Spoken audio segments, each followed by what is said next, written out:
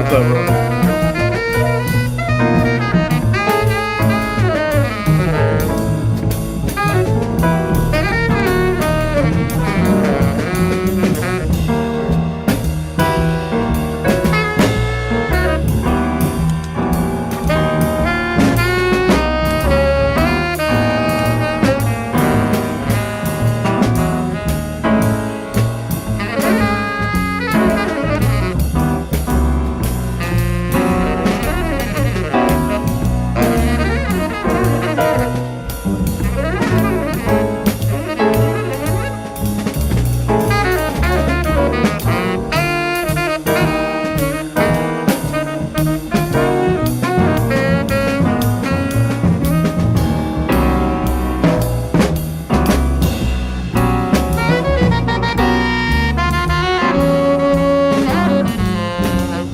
Okay, we can go ahead. Oh shit! I didn't realize we were live. Oh, it is live. Yeah, I just noticed that.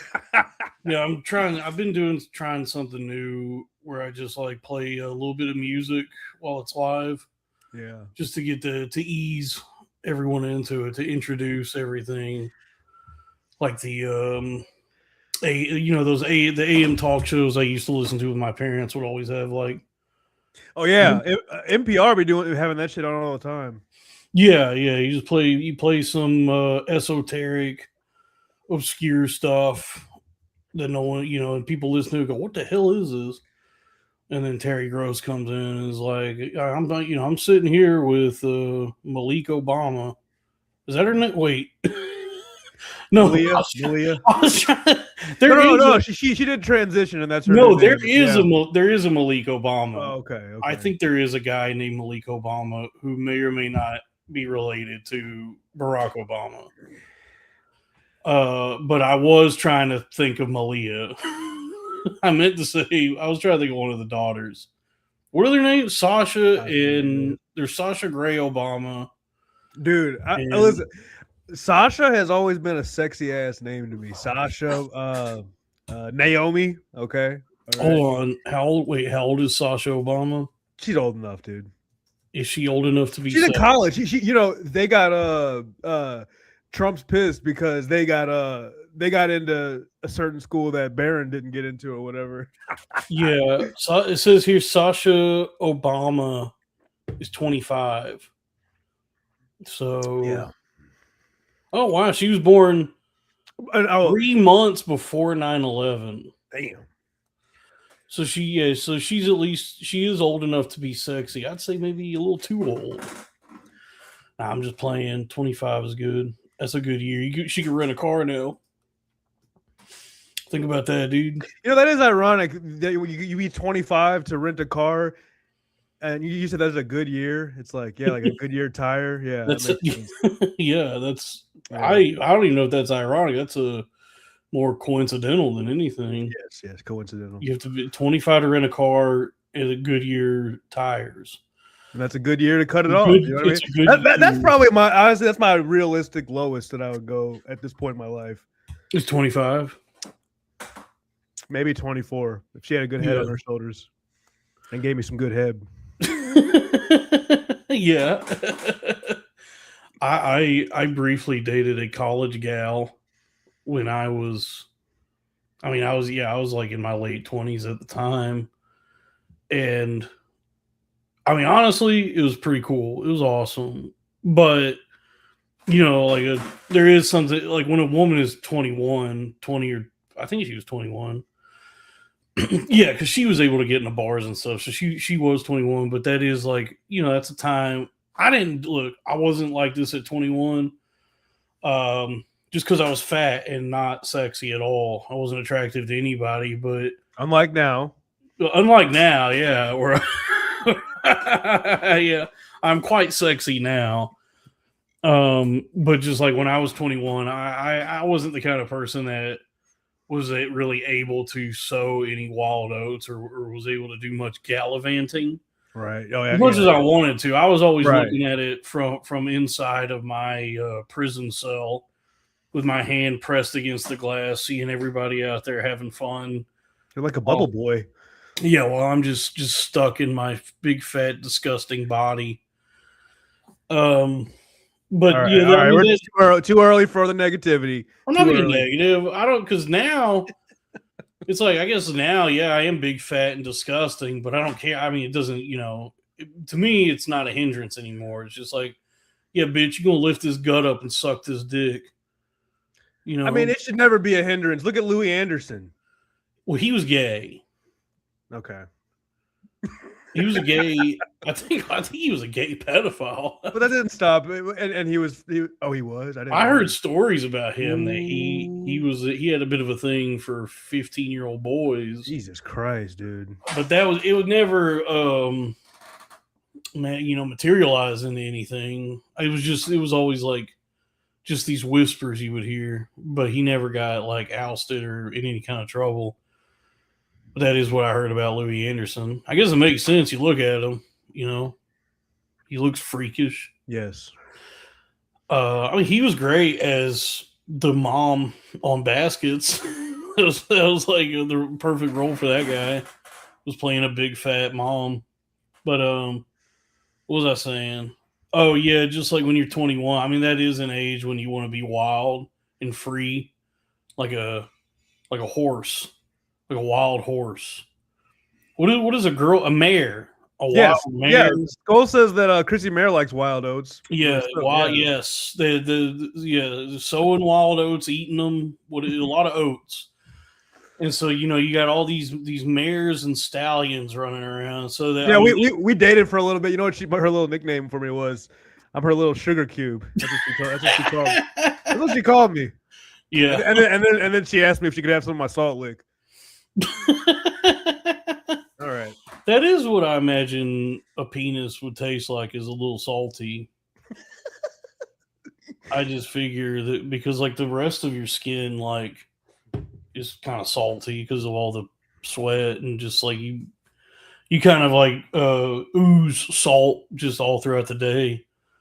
And so I figure like a part of your body that's like all damp and tucked away throughout the day, like once you get your drawers off, it's going to be coated in like a sort of a kind of a, I don't know what you call it, a sheen of salt, like a salt sheen, and then the girl licks it off as she's sucking your penis. She was low on electrolytes. The penis actually has at least as much electrolytes as a Gatorade. They don't tell you that if you're stranded in the desert and you need electrolytes, I might need to rethink my primary sources of electrolytes. You could go ahead and suck a penis to replenish the electrolytes you've lost in the. Let me write that down real quick. In the desert, and then once you suck the penis, you could go ahead and have the penis piss in your mouth. So you get hydrated, and then does that work? Yeah. This is what they teach you. I thought you can't drink piss to get hydrated. I think you can once. Yeah. I think like one time, because like the piss is already waste, like it's already filtered out. It's all the stuff that's been filtered out. Yeah. But I think in an emergency situation, you could go ahead and drink a round of piss one time. But then when that piss turns into new piss, you could not drink that piss. Okay, so keeping in theme with the title of this episode, the just repeating things, whatever. I think you talked about this one time before. I'm curious about the water world because in the movie The Water World, they had to drink pee. They had to drink pee because but they can't do that more than once though. I think there's like a way you can filter it, because isn't it that like if you capture the like something about condensation or the moisture from the piss, like you could piss outside and then like cover it, and then cover the steam, especially like if it's like cold out, you can see the steam. You want to get some type of umbrella apparatus to and then as it evaporates, the whatever's covering it will catch the droplets of the water, and then you could lick that off rather than having to drink piss. Okay. So I think that is like one way you could filter piss. Okay. And then I think in space, where nobody can hear you scream. I don't know if y'all know that, but in space, nobody can hear you scream. I think that's what they do is they have like this advanced, like super complex filtration system for piss. Because it's not like they got a sparklets guy that goes out there to space. Well, I'm thinking too. The thing is, when you piss in space, like this water doesn't just. There's no gravity. So like, what? Like you say you open a bottle of Gatorade and you pour it out, and it's like floating everywhere. So like, you take a piss and all of a sudden it's floating everywhere. I don't think that's how they pee in space. Oh yeah, they use a dick needle, a catheter. Yeah. I don't even know. I think they do have something that's like a catheter, but it's an external. It's like a thing that goes around your penis. Or if you're a woman, imagine if you pissed your pants in space. That'd be so embarrassing, dude. You couldn't get away from it, literally. There's just a big bubble in your pants. It's just like not even, dude. There's droplets coming through your suit and stuff like that, and or what, I don't know. Like I'm just imagining like a big orb of piss in your pants that you have to like start pushing, and it goes down your pant leg and pops out your the end of your the hole at the end of your pants, and then there's just a big piss orb, and all the astronauts are trying to swim away from it, like, ooh, don't let the piss orb touch me. And now they got to call Houston. There's piss. Houston, we have piss. Houston, we have a piss orb. Houston, we have piss. But no, I think they're trained. You think they'd be fucking up there? Oh yeah. They gotta be, maybe, probably. I mean, I wonder if queefs are easier or harder to attain in space when you're fucking in space. I think they're deadly, dude. I think it's one of those things that it's sort of like it's actually dangerous to do any kind of farts or queefs in space. Elaborate. I think like on Earth, because Earth has an atmosphere and gravity and all the like physics with that, but in space there's no inertia. Like it's not the same physics we have here. So if you fart or queef, then it will just continue indefinitely. Like the space will just keep pulling farts out of you until it extracts all of the air out of your body. Well, okay. I'm talking about in the ship. Yeah, even then. Oh wow. So what do they do? I think because it's like a gravity thing. How do they fart? How do they? I think they got to go to like a special place. They got a thing. They have like a chamber. I did fart chamber. Okay, you got a fart chamber. Yeah, they got on the ISS, the International Space Station. They got like a fart chamber they got to go to do farts. So that way that none of the astronauts get killed by a fart. Yeah, instead of flat. It could also, it also like will propel you because there's no. I thought there was no inertia. Well, there's no gravity, but there's still like a fart is still like a force that expels energy. So, like if you're just like floating in zero gravity and then you fart, it's gonna like displace you. Yeah. The same as like one of the engines. Like if they switch on one of the Native Americans wouldn't do that. No. I don't know if there has been a Native American in space. Okay, so there's flat Earth. They be drinking too much Sterno to become astronauts. It's like the fuel that's used to keep a fire going at like when you get catering.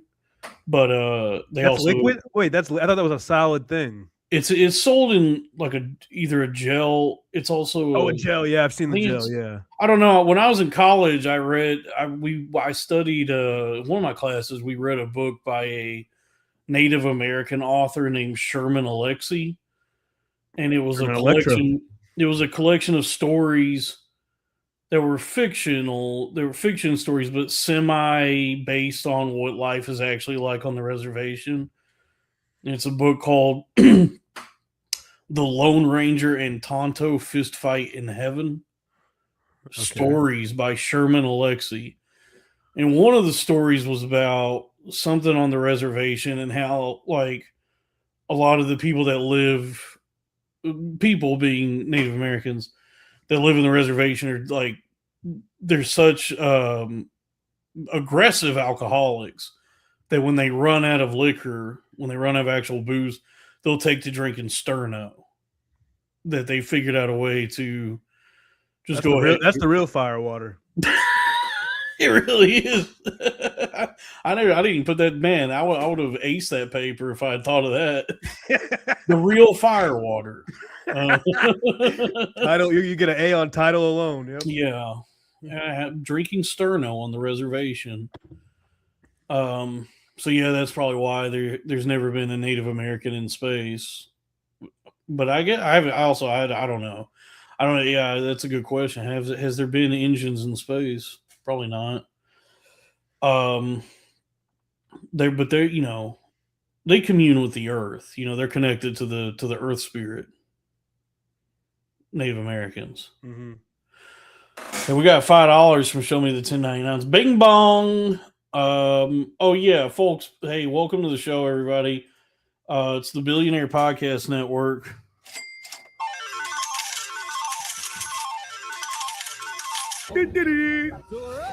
This is Bamboofed number 23, and it's called Bamboofed because it's two of us. First off, me, the corn-fed kid, the golden chocobo.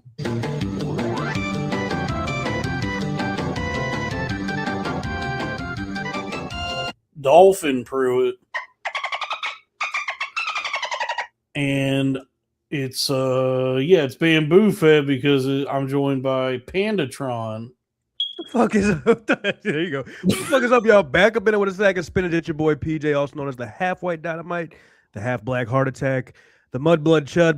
But for tonight's purposes, you can refer to me as the full throttle mulatto. Yeah, Pandatron is here, and hey, while we're at it, it seems to be a big hit. The Pandatron stickers are back in stock.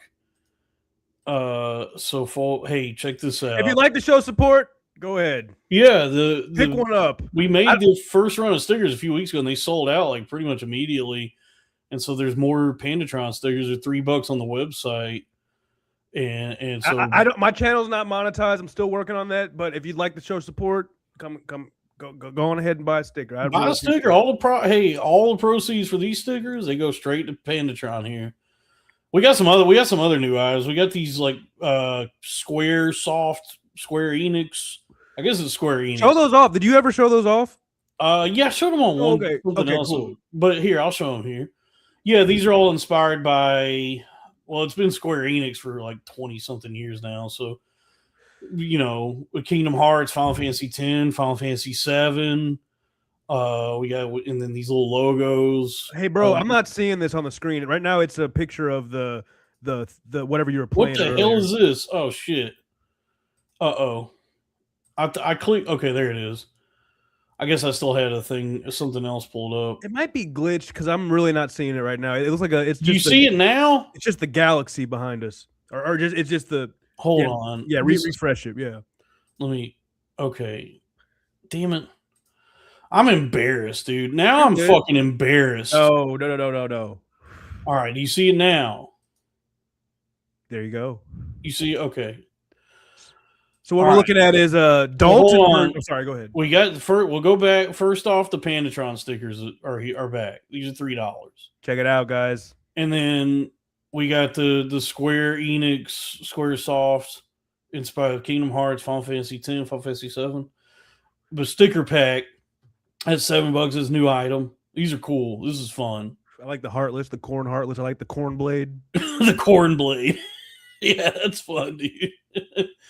And then we got a Lily sticker. I like that one. He's holding a gun. That was $3. The Dave stickers, the Dave so horny he's shooting blood out of his nose. Those are holographic. They got like a hollow thing going on. Like if you look at the video there, you can see they got a little hollow thing. It's supposed to evoke Master Roshi, I believe. Yeah, it's based off because Master Roshi. I think it's an anime It's an anime thing that guys will get so horny that blood shoots out of their nose.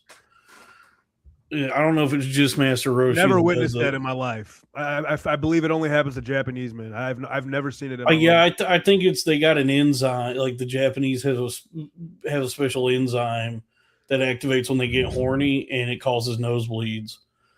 Are you serious? Yeah. Wow. Okay. It's based off. It's like the drinking thing too. Yeah. Yeah. I'm. It's also it's the same as like how they can't drink too much. And it's also kind of like how they have like this compulsion to pee in the Coke. You know what I'm saying? Yes. Yeah. But anyway, yeah, we got a lot of cool items on the website. It says bpnmart.com. I just figured I'd show that because Pandatron's here, so we got the new stickers. But yeah, the Dave stickers, as far as I know, I don't think any money goes to him. So feel free to go ahead and buy them, and we'll take the money. He's gone. But as far as I can tell, he's gone. Forever. You don't miss him? You don't miss him at all? I'm just curious. Sometimes, dude. Yeah, sometimes I sit there and I be thinking, man, just like replaying all the good times in my mind. Come on, there were some good times. There were some good times, yeah. But it ran its course, and I mean the way he quit was so. I don't know. All right, I think it was just unceremonious. So abrupt. It was just like so sloppy, and it's like, hey, I wish you the best. Thank you for everything, and best of luck to Salud Buon Fortuna, as Sal always says. Sal also quit. I think in that moment, now that you asked my opinion, but I think that in that moment, Dave, he was kind of rolling the dice on if you would reach out to him, and since you didn't, as a man, he felt like that was his answer for him. You know what I mean? But yeah, I reached out like a few days later because I mean I genuinely was like, okay, I guess I should say something. Okay, because he did a lot of help, and he put a lot of effort and work toward things. And so I reached out like a few days later just to be like, hey, thanks for everything. I appreciate it. And then he was like, oh yeah, by the way, I wasn't upset then. I'm not upset now. And I was like, well, that's funny. I didn't mention anything about you being upset, so I don't know why you're saying that, but hey, I hope everything goes well. It's implied. Well, I really wasn't. I wasn't implying. Not you. I mean, not. It's implied that there is something to talk about, but it's like, if there's something you need to talk about, then talk about it. You know what I mean? Yeah, sure. I mean, I just not you. I did think it was all. He probably just was ready to bounce anyway, and he used that as an opportunity to do so that we were having like a disagreement about artificial intelligence, or he genuinely just cares about AI that much. I don't know. It was all none of us involved, me, Ian, or Braden, the three of us that were also there, understood what was happening. We just were like, I don't really understand. It baffles us that you care this much about a consumer electronic product, but if it's that important to you, I mean, I hope it works out. I don't know. I think people can see it's probably not. It's not just AI. I don't think it's. I think it's something else. You know what I mean? Think something. But the thing is, if it's something that's bugging you and you have a partnership with someone, or at least in like a hobby sense, at least, you know what I mean. If it's you got to talk about it. Like, even if they don't want to have the conversation, I'm talking about to him. I'm saying like as to like. If he had something that he wanted to flesh out with you in conversation about how he felt about something like that, then he should have did that. You know what I mean? As opposed to like testing if you are going to come. You know what I mean? So, I think open and honest communication is important. Yes, tantamount, I would say, if that's a word, because that was one of the issues with the Loud Boys back in the day, was that Robbie and I were capable of talking to each other and going over things and like resolving issues, having hard conversations, hashing things out, and making plans, like whatever we need to talk about. And it wasn't like, it wasn't like we were the most mature guys, but we could at least have conversations with each other. I don't know to what degree Robbie was able to talk to Joe. I can tell you that whenever I attempted to have any conversation with Joe that wasn't just riffing bits or being goofy, like if I actually tried to have any sort of actual discussion with him, he just put up a wall. Like there was no way to penetrate Joe.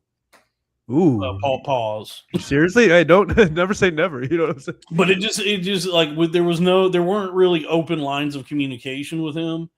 So then when tensions begin to rise and like we start dealing with like all these different anxieties and issues, these are like I still think that a lot of what was happening at that time, a lot of the conflicts and tensions that we were dealing with could have been easily resolved with just a conversation. But he didn't want to do that. Like there wasn't really any way to talk to him. And so it still just went down the way it did. That like again, I'm repeating myself again, but Okay, but don't look. I'm gonna keep it real. You know, we've done 23 episodes of this. I hope you understand. I'm coming from a respectful place here. People be saying that about they feel like they can't get in touch with you though. You know what I mean? So yeah, so well, that's interesting. You know, who be saying that? I would say, let me think here. I feel like, well, okay. I'm just gonna speak from. I'm gonna speak from personal thing. I feel like, and I feel like we both have gone through things, and over the past year, personally, in our personal life, we all have hard times in life and stuff like that. I feel like there's been times where I tried to hit you up, and maybe I didn't get back hear from you for like 3 weeks to a month or something like that, or whatever. You know what I mean? Oh shit! So listen, I do it too. I do it to my own parents. I do it to people that I actually care about and stuff like that. I just think that certain times people get knocked out of certain wavelengths in terms of like what they think they should be in touch with, in terms of like just forgetting that to touch base with people, circle back, yeah. And some like I still got real quick. One last thing I want to say: some people take that very, very, very personally, and speaking from me, when I do it to people, it's not meant as like a slide on somebody. So I'm saying like I can relate to you in that way in terms of like. I have been told. I mean, first off, look, I don't think it's unique to me, but I'll just go ahead and speak for myself. Sounds like I still have a lot of growing to do, but also I have been told before that like. I seem to be difficult to communicate with via text. That like that there's that I seem to be like I don't know if standoffish is the right word, but just that I'm distant, and it may just be the medium, like the method of communication. If it's through like DMs or texting, like I'm not one of these people that would say like I'm a bad texter where like I'm just ignoring you and then deliberately not responding, and when I'm called out on it I say I'm a bad texter. But I think I tend to be a little short or curt in text, where it's like one word answers and minimal communication, and people be taking that really personally. And in my experience with it, people will get mad at you for that. But it's like, really what it comes down to is they call you once and then it's all let loose. Like you have no problem communicating. I have no problem communicating whenever it's all on the table and we're having a conversation. You know what I mean? But it's like, I don't make the priority for the thing. And so me having dealings with you in terms of like things we need to communicate about or whatever. I mean, you're short, just like you said, you're short and curt. You know what I mean? Yeah. Well, I think part of that is just like, it's just the way the media, like the method of communication. Because if it's through like texting, like DMs and text messages or text based, I've done it before a lot in my life where I'll have these back and forths with people where we're each sending paragraphs and paragraphs to each other, and it's like so stressful, and it feels like a lot. I'm exhausting a lot of my mental energy and just a lot of effort into like typing these things out or trying to deliberating over them, because it feels like you're not getting anywhere. Or just sitting there. I don't know. I've just sat there stressing about how to word things and typing out these long ass messages and then sending them off and then seeing the bubbles and then more paragraph and it just like, I don't know. And I got to a point where I was like, I don't know. I just feel like if I just make an effort to respond, just keep it short and sweet, maybe that's enough. And then anything that needs to be talked about further, if it's like serious enough or if it's something that really needs to be discussed, we would do that like with our voices. We'd have I don't know, a phone conversation or in person or whatever the case may be.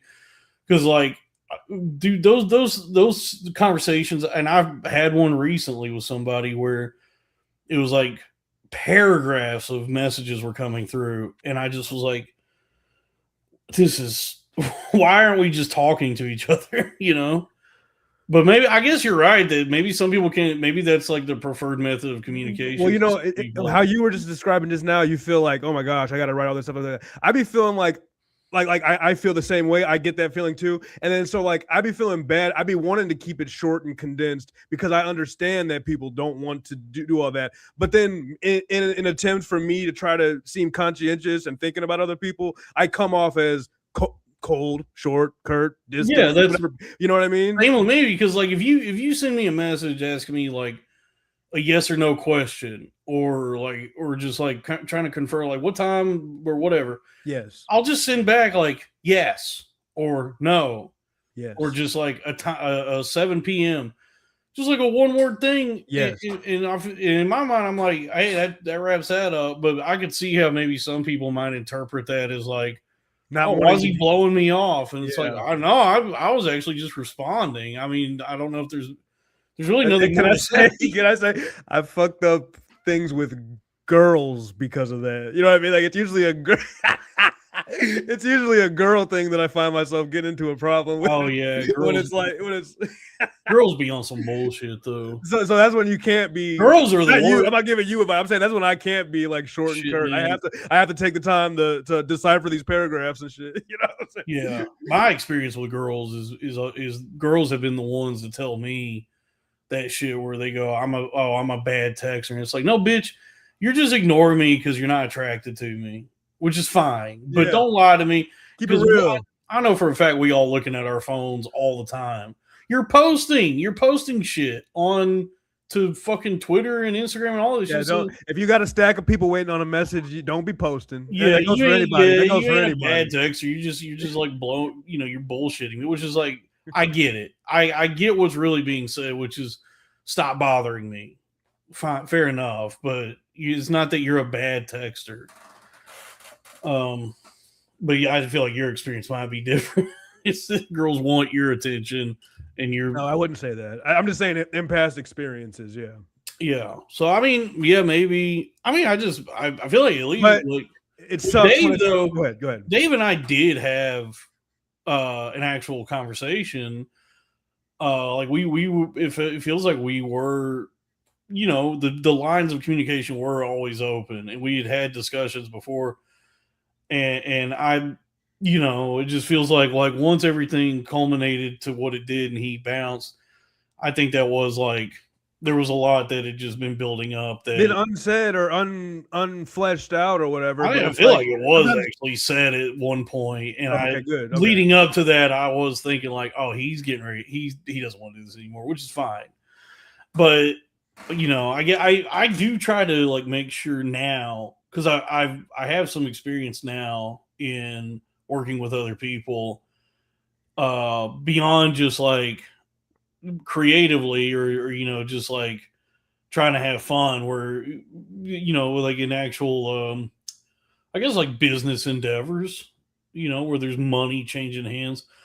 I do try to make sure that I'm adequately communicating with the people that I work with, and that like there aren't things going unsaid or just like unnecessary tensions or, you know, happening, like, because or just making it known that, hey, if you got a problem, please let me know. You know what I mean? If you got a problem, like I don't ever want to be the kind of guy that anybody feels like they can't talk to or that I'm unreasonable.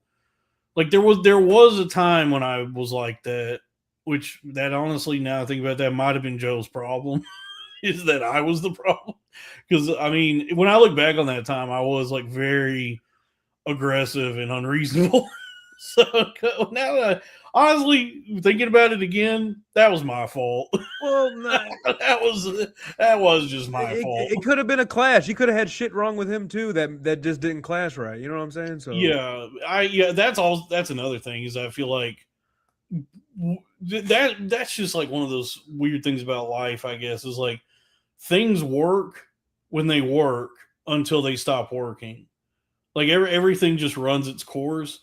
And so, like, there's people that reach out to me all the time. It just happened where they're like, you know, you need to reach back, get Joe back on. Like, you guys had all this great chemistry. And I'm like, well, we did for a time. I'm not going to deny that there was a time when that was working. And then it just, like, it ran its course. Like, it got to a point he where would want to. we diverged and it just, like, we had different values and goals and just started conflicting with each other.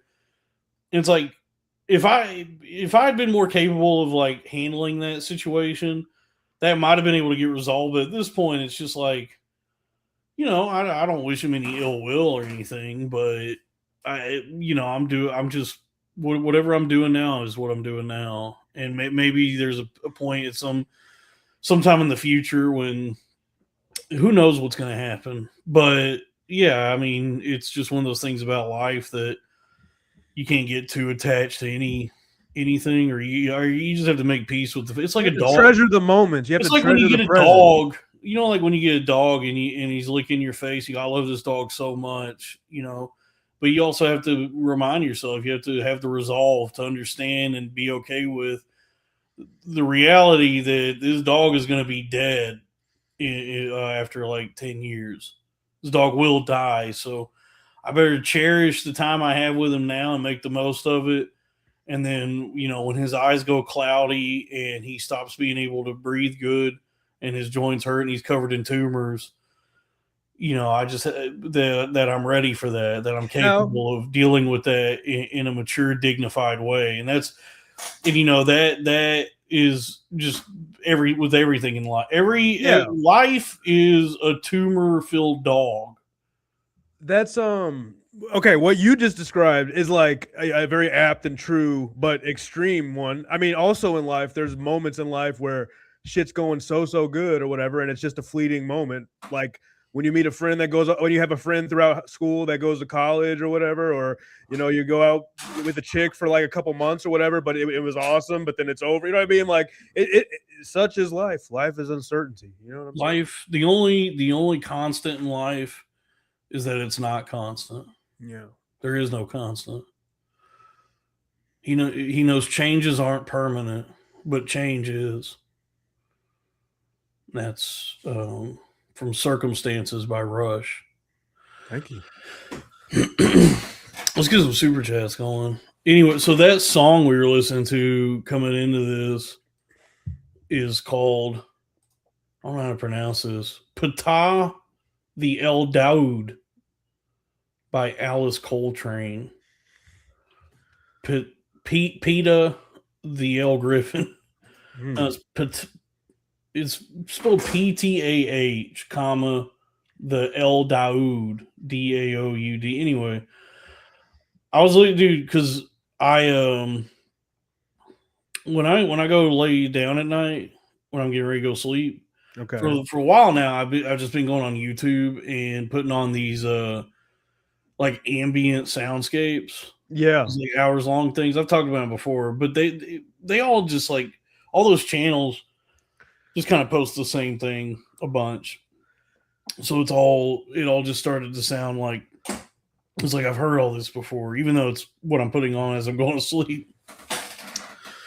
But then there is like actual ambient music. It's like a genre. It's got a lot of albums and songs to it. You know, one of the big innovators in ambient, or maybe even the progenitor, is Brian Eno, because he has the series Ambient Music Volume 1, Ambient Music Volume 2, 3, 4. So there's ambient music. So I was looking for like actual ambient albums, and one of the ones I found from this like some list on Pitchfork was the one by Alice Coltrane, which is not the album that Ptah the El Daoud is on, but this is how I found her music to begin with, was whatever this other album is. Kirtan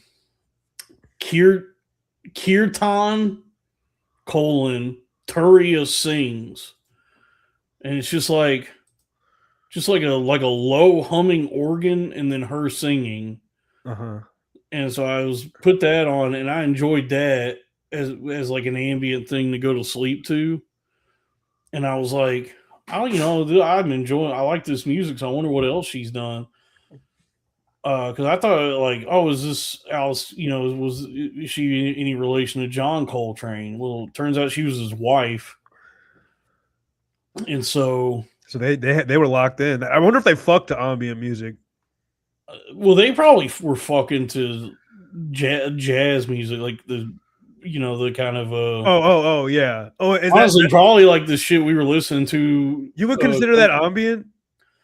What was on before? At the beginning of it, was not ambient. That's what I was going to say. Yeah. No, that's what I'm saying. I'm saying like the album I found that I first found from her is like an ambient album.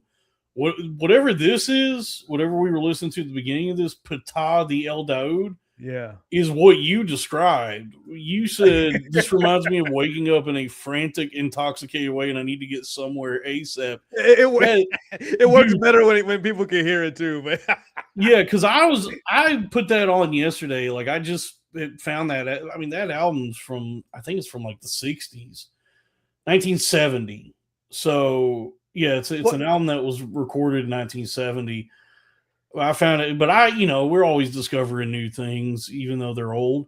Sure. So I found it yesterday. I was listening to it yesterday, and it's like a 13-minute song. And like around the 6-minute mark, I just realized like I'm stressed. Yeah, that's what this is making me so anxious. And so that my description of that of being frantic and needing to get somewhere and stuff like that. That that wasn't necessarily a complaint. No, it's cool. It's fucked up. This is a fucked up part about me. I feel like a lot of people can relate to this, but like with the weed and sometimes the alcohol and stuff like that, I'm kind of like addicted to the the anxiety and paranoia. Yeah. I get that. Yeah, that's what it reminded me of, is like being in a space that is like not good, but like if I being in a situation that's really frantic and chaotic, but it's it's just a song I'm listening to, so I still enjoy it. So it takes me to a mindset, a feeling of turbulence without actually having to be in a turbulent situation. So it's like I enjoy it, but it is like a song, and I mean it goes on for 13 minutes, so it is. By the end of it, you just feel exhausted. I was like, so I guess that's the power of music. I mean, it's not for everybody. Like if I was playing that for somebody and they said, "Yo, this fucking sucks," I'd be like, "That's understandable, dude." Totally. I listen to a lot of music like that. I'm like, I can get it if you hate this shit, but right now it's hitting me in the right spot of my brain right now. Yep. And now I'm frozen. Give me 1 second. God damn it. Hold on.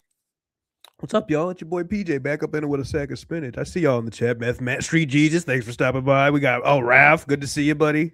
Who the fuck else? Chris Cunnington, God bless you. Drew Huntley, of course. Hey, I'm back. Whoops, I still got to get. I'll fix it.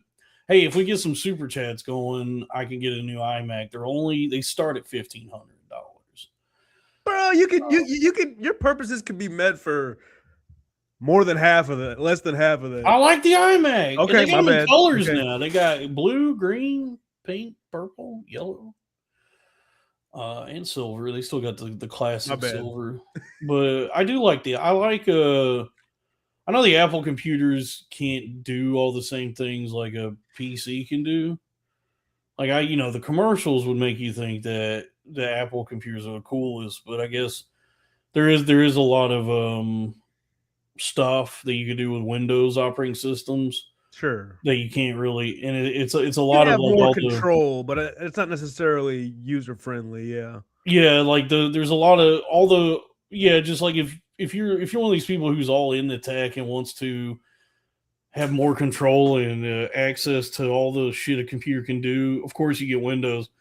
But the UI on an Apple computer, on an iMac or a MacBook, is just so sleek and easy. And for the stuff I'm doing, like I'm not a gamer or nothing, and I'm not, No. Yeah. Totally. I'm not doing programming or all this like Editing video. Yeah.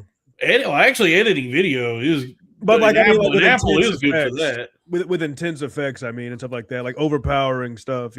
Yeah, just like and so an Apple computer I think is like a really sleek, streamlined system for like what I like uh what I like to do with a computer, what I need one for. But because they are so just like, it's all one, it's everything is in one computer, and it's all kind of tailored for the kind of person that just wants to buy a computer without having to tinker with it. They're kind of pricey. They're Windows, like a PC. Well, I guess look, there is that old axiom: you get what you pay for. So if you go to buy a computer, you can get a Windows computer for like $300, and it's a piece of shit. And you can't really do. But yeah, just I mean, you'd have to define piece of shit, because if it's just not like can't do much like processing wise, well, if you don't do much, not you, but like if I guess you're right. Yeah, I mean, do much processing wise, then it's actually a great value for them, because they could actually make it last like 5-7 years until maybe they want a better machine or something. Like, I'm not you're sure. right about that. Like when I worked at Comcast, they sent me the equipment to use. So the computers that they use for that job is just those Dell mini computers, just like it's like a little square. I guess technically it would be a cube because it's a 3-dimensional structure. But that thing is just like a real bare bones machine. But my entire job there I could do on that little Dell, the mini computer. So yeah, I guess it just depends on what you need a computer for. I don't know. I am a sucker for packaging, like the iMac and the MacBook. Like packages, bro. I do like packages. The fuck? Go ahead. I love packages. I love packages and packaging. I love and unwrapping them. Dude. I love getting a box in the mail and then opening that box, and then there's another box inside of what I ordered, and then opening that box. Yeah. And it's filled with a bunch of other little boxes. Yeah. The ideal gift for me would be just a series of boxes. To me, it kind of subconsciously to me, it signifies that someone cares, even if it's me who ordered it 2 weeks ago. Yeah, I care about me 2 weeks from now. Someone cares. That's what packages signify. This is absolutely the truth. I love the Pepsi logo. I love Wait, what? Pepsi packaging. How did Hall nail that one? I've talked about it before, dude. Okay. I love the Pepsi. The Pepsi logo is so bold and simple and just evocative. Evocative, dude. They really because they changed it within the last couple of years, and they completely turned it around and made it something truly magnificent. Whereas Coca-Cola now it has like screwed up their logo. They have fumbled the packaging. Coca-Cola? Oh yeah. Did you see the new Coca-Cola? It's just the same. It's the same as it was. Well, they're changing it to where now the Coca-Cola, the word Coca-Cola for a while has been printed horizontally on the can. And now it's going to be printed vertically, so it'll be going like the length of the can. Yeah. So starting from the bottom is where the C is, and then it goes up the length of the can. And so like the C and the A in cola are kind of cut off by where the can ends. Yeah. And then I'm taking. And then there's like a ribbon underneath it, and so like with the Coke Zero can now, the Coke Zero can that's been around since like 2021 is Coca-Cola printed horizontally along the width of the can. It looks like a beer. And it does kind of look like a beer. But it's Coca-Cola in black lettering on a red can. And then it says Coca-Cola Zero Sugar, and it's all in black lettering. Well, now the new one is going to have the same lettering for both cans, so it's white on red, and it's along the length of the can. It says Coca-Cola, and then the only distinction between the two is that the regular Coca-Cola can says Coca-Cola and has a white ribbon underneath it, and then Coke Zero says Coca-Cola, and then in like a Marlboro font underneath it, zero sugar, and then there's a black ribbon. So the cans now are both white on red with the same fonts, but the only distinction is the Coke Zero can has the word zero sugar in Marlboro font and then a black ribbon.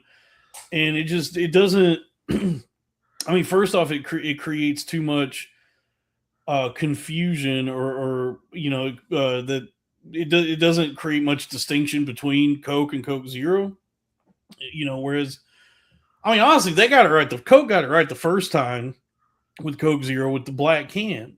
Remember the first Coke Zero can where it was white on? It was white lettering on black. It was black can, and then they changed it to. They had one that was more. They had like more red to it, and then they just changed it to a red can with black letters, and now they're changing it to a red can with white letters, black ribbon. They screwed up the whole thing. Just the whole Coca-Cola packaging is a disaster now. Whereas Pepsi is just a big, simple, bold logo. Whereas if you get Pepsi, it's a blue can with the big Pepsi logo, and it says Pepsi in big, bold letters. This soda's not as good, though, dude. And then the soda's not as good. I'll drink a Pepsi from time. If I've been drinking Coke Zero, actually, this is big news. This is big soda update. I gotta knock it off with the sodas. Actually, as much as I love sodas and the packages they come in, and the cans the cans that come in the packages, as much as I love soda, but I gotta knock it off because like I might be diabetic. I don't know, but I can say one thing is for certain: I have been pissing way too much the last like 3 days. Just it's been like at least every hour I'm pissing. And when I try to, I can't even make it through the night. Like I don't sleep all the way through the night because I'm up and pissing like constantly. Just it doesn't even feel like I'm really even hitting REM sleep ever because that's the worst. I lay down to go to bed, and then like pretty soon after I first lay down, I got to piss, and I go, okay, I piss now and go to sleep, and I go to sleep, and then like 2 hours later I'm pissing. And so I stumble to the bathroom, piss, and spray it all over the toilet and on the floor because I'm still sleepy. And then I go back to sleep, and then like an hour later, and so I'm just up back and forth from the bathroom pissing. And so I thought to myself, like, am I diabetic? That's a possibility. But before I confirm that, something I should consider is, okay, I'm drinking like at least 6 Coke Zeros every day, along with all the water I'm drinking, coffee, tea. So I'm just like filled with different liquids, but also all this caffeine and artificial sweeteners and caramel coloring. All these different things I'm drinking are probably just like running through my bladder, as I'm drinking them and creating this diuretic effect that I'm just pissing constantly. So today I have only had mostly water. I did have half a Gatorade, and I had a few sips of soda, but I haven't drank that much soda today, and I haven't had to piss as much. So I do think it's the soda, and it's just creating like all the pissing lately has just been so inconvenient for me. And honestly, it's just a pain. It's not painful to piss. Doesn't hurt. The pee is clear, which I think is a good thing. But I'm just sick of having to go piss all the time.